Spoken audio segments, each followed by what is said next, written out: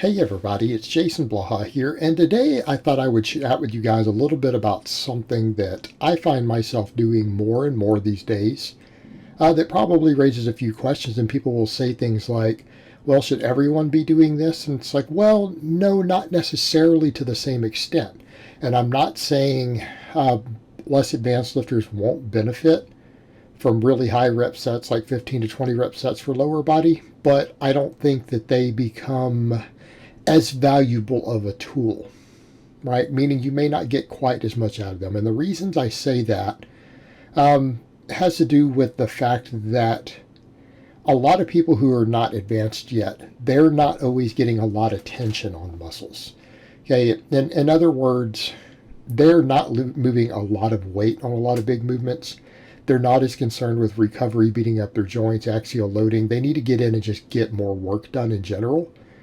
But as we start to get more and more advanced, and I mean in my case, guys, I'm squatting past mid 500s. I deadlift over 600 pounds.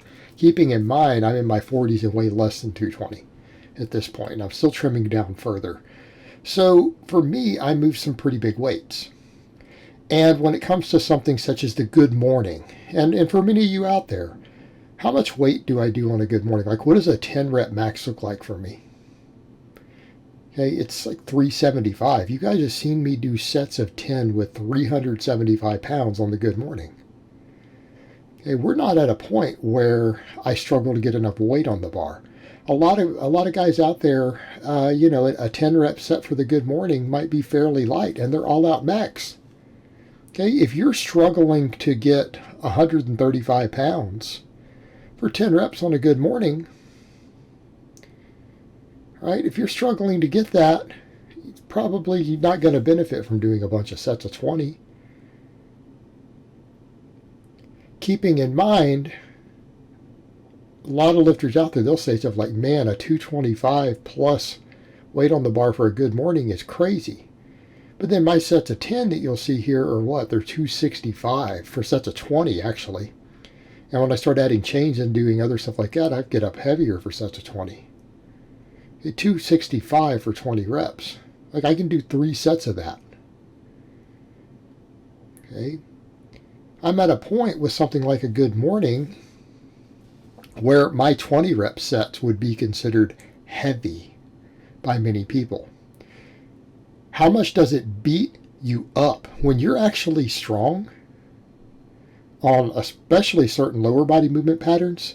How much weight do you have to put on the bar to get to a challenging 10 rep set or a challenging 8 rep set? We start getting into some really, really big numbers. I mean, keeping in mind, good mornings, for example, my maxes are over 500 pounds on that lift.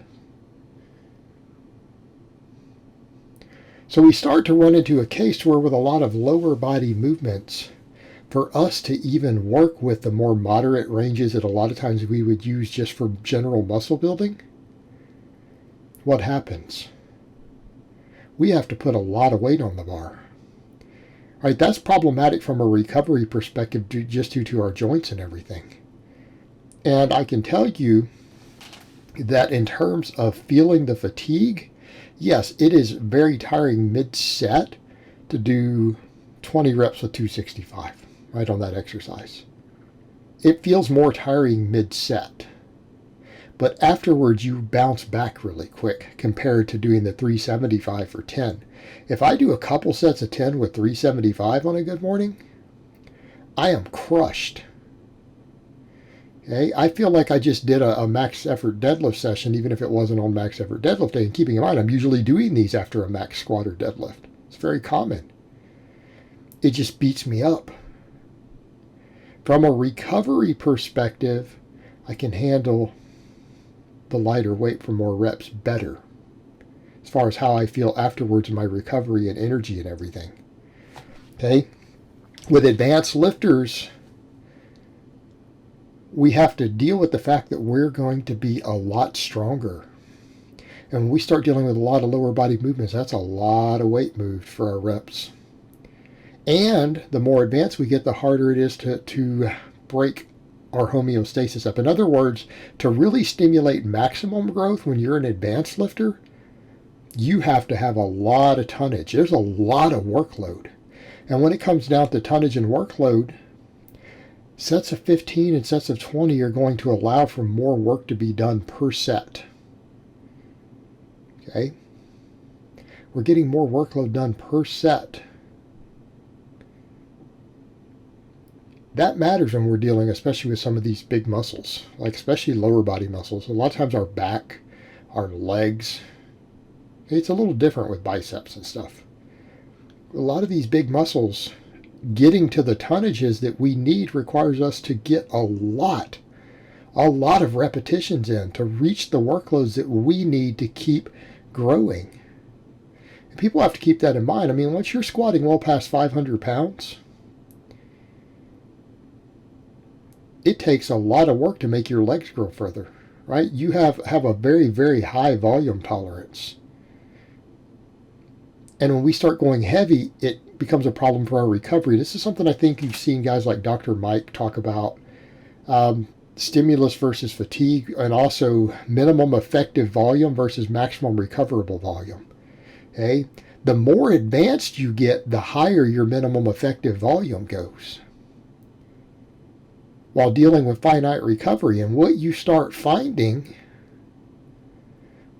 when you're dealing with lower reps, with really big heavy weights, they start to beat you up. They start to beat you up.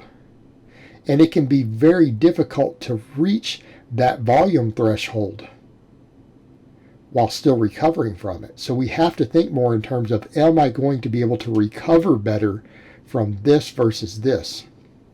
I recover better from some of these 20 rep sets than I do from a 10 rep set of the same RPE, like basically taking them to limit sets. I recover better while doing more total work.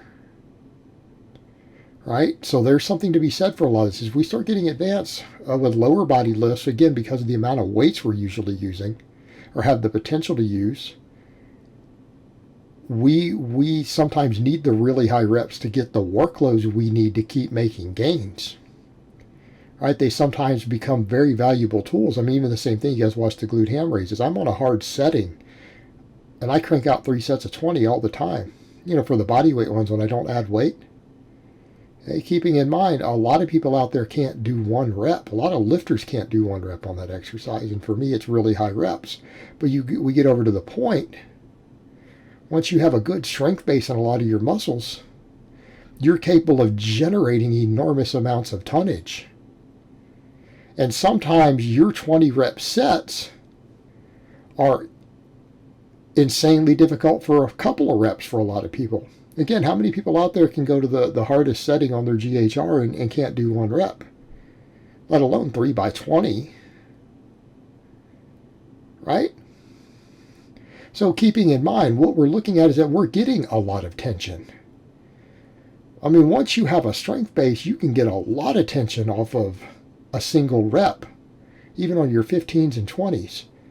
But we can get a lot more tonnage in and still be able to recover from it. And that matters because we have to keep making these muscles grow if we want to keep getting stronger. Hypertrophy is critical for strength gains. So it would behoove us for our non-maximum work, our work that's not our super heavy work that we're using to develop strength potential and intramuscular coordination and to maximize these things, it would behoove us to really look into what's the most bang for our buck with the other stuff we're doing. Then we come over to just all the metabolic benefits. How much better shape do you get in terms of just your conditioning and work capacity when you start doing really high rep work for legs, especially with a lot of tonnage? Okay, it carries over a lot. It actually seems to increase your metabolic rate. Like, that's one of the things that I found also, is that when I'm doing stuff like this, it tends to change my overall metabolism quite a bit. Like, my maintenance calories start climbing up. Okay? Our maintenance calories start climbing up. We start burning through a lot more energy when we're training. We start probably storing more glycogen and things in those muscles. Increases our energy turnover, our calorie needs. Right, this is very, very beneficial later if you're wanting to trim down at a certain point or to start really, really controlling body composition more closely.